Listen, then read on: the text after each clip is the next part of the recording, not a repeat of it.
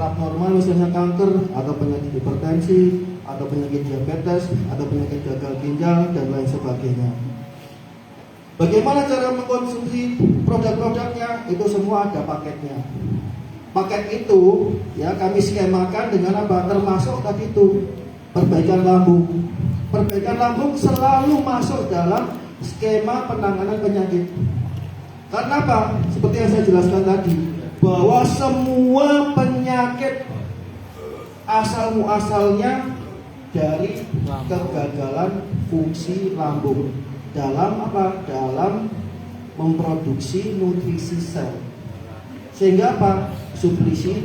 Suplai daripada nutrisi sel terganggu. Karena itulah dalam skema penanganan kami untuk semua penyakit, maka kami awali proses rekonstruksi lambung. Berapa lama? Kalau di program itu paket program kami program setting 1 bulan. Secara standar, misalnya penanganan diabetes, kami sarankan untuk terapi mengikuti program itu 4 bulan. 4 bulan program. Nah, nanti setelah 4 bulan maka kita evaluasi perkembangannya. Tapi untuk perbaikan lambungnya sendiri itu seiring dengan perbaikan itu. Jadi seiring dengan penanganan kita untuk penanganan penyakit tersebut, maka proses untuk mengembalikan fungsi normal lambung juga akan diterapkan di situ. Berapa lama untuk terjadi penyembuhan atau normalisasi fungsi lambung? Maka bisa saja terjadi cepat seperti yang saya jelaskan tadi. Setelah kita berikan nutrisi, ternyata dia pulih dengan cepat. Dan apabila dia pulih dengan cepat, maka akan bisa mempercepat proses recovery dari penyakitnya.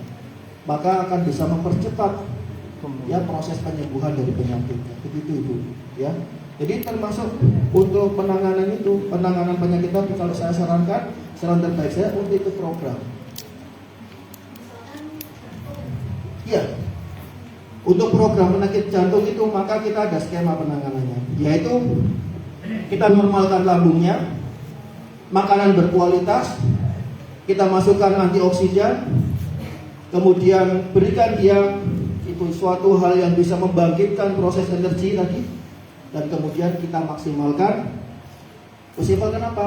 Kerja daripada sistem pencernaannya. Itu adalah bagian dari penerapan konsep Karnus. Mengapa kan saya sarankan untuk mengikuti program Karnus? Karena pada program ini selain mengkonsumsi nutrisi Karnus, maka kami arahkan, ya kami tuntun, kami pandu untuk menerapkan prinsip pola hidup sehat konsep Karnus. Meliputi apa?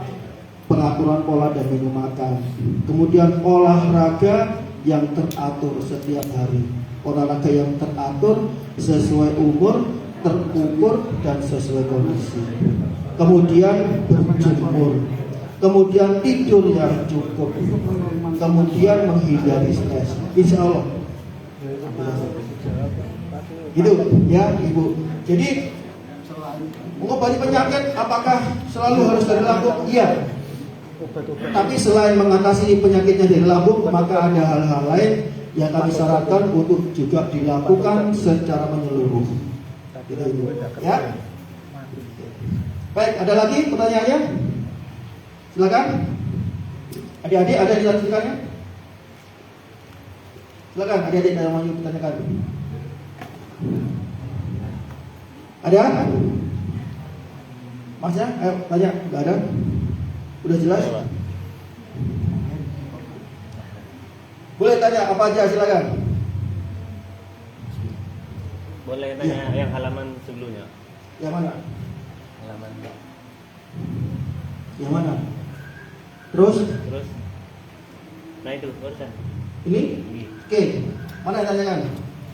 Yang baris kedua itu, bagian kedua. Baris kedua nih. Dulu kan sebelum kenal konsep Karnus, saya sendiri pernah mengkonsumsi gabungan antara minyak dan habatus sauda. Minyak? Itu dan habatus sauda. Minyak zaitun. Iya, kayak satu kapsul sudah jadi satu. Minyak zaitun dan habatus sauda. Iya, separuhnya. Itu kan di sini kan nggak boleh Pak ya? Tidak disarankan. Iya, tidak disarankan. Itu sebenarnya seberapa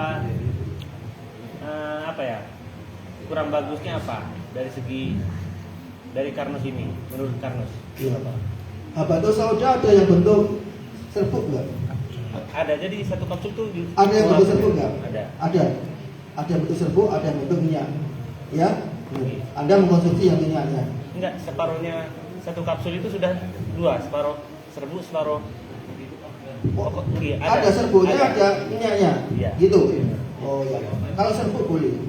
Ya. Kenapa kok minyaknya nggak boleh? Lalu saya jelaskan. Jadi bagi mereka yang sedang sakit metabolis atau sedang sakit apapun itu, sebenarnya dia sedang mengalami gangguan metabolisme lemak. Hal ini tidak terlepas dari gangguan fungsi lambung tadi. Gangguan fungsi lambung. Ya, gangguan fungsi lambung tadi sudah saya jelaskan bahwa terjadi apa? Terjadi kegagalan pemecahan protein menjadi asam amino. Asam amino digunakan untuk apa? Menjadi apa? Enzim lipase. Enzim lipase untuk apa? Memecah lemak.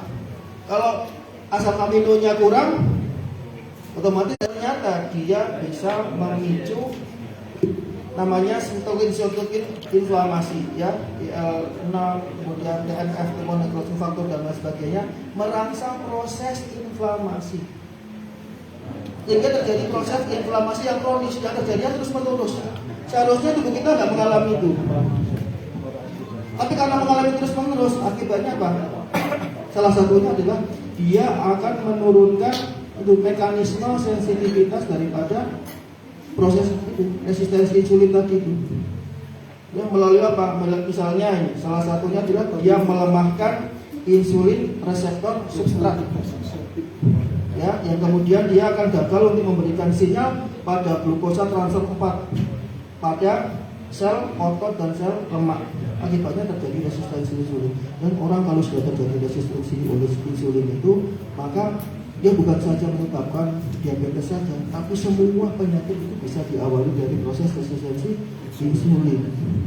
Karena itulah saya sarankan bagi mereka terutama yang sedang mengalami gangguan metabolisme, maka konsumsi lemak seperti itu ya jangan dulu. Ya, jangan. Karena apa? Tubuh kita sedang bermasalah dengan metabolisme lemak. Kita bantu dia untuk normal dulu. Minyak tidak kami sarankan, tapi kalau misalnya mengkonsumsi serbuknya silakan. Begitu prosesnya kurang lebih. Jadi jangan membebani tubuh kita dengan hal yang masih menjadi PR atau masalah bagi tubuh kita.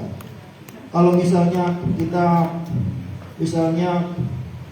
ini nih numis terus dengan minyak zaitun misalnya, kalau gitu iringi dengan konsumsi protein yang agak banyak.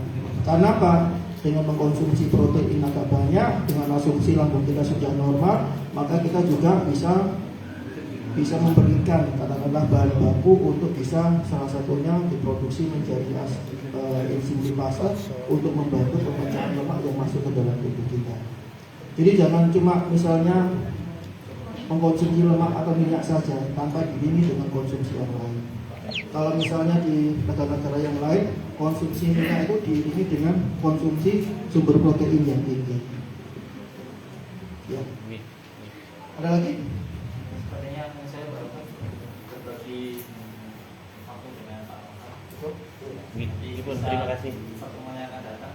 Baik ya, saya kira sudah cukup ini untuk pemaparan dari konsep Karnos. Semoga bermanfaat, ya semoga bermanfaat bukan saja buat kita, tapi juga buat keluarga dan sesama tentunya ya. Dari saya kurang lebihnya saya minta maaf. Tentu saja harapan saya agar Anda semua bisa mendapatkan pengetahuan tentang konsep Karnos lebih baik, lebih dalam, supaya bisa mendapatkan manfaat besar dari penerapan konsep Karnos. Demikian saya akhiri. Wassalamualaikum warahmatullahi wabarakatuh.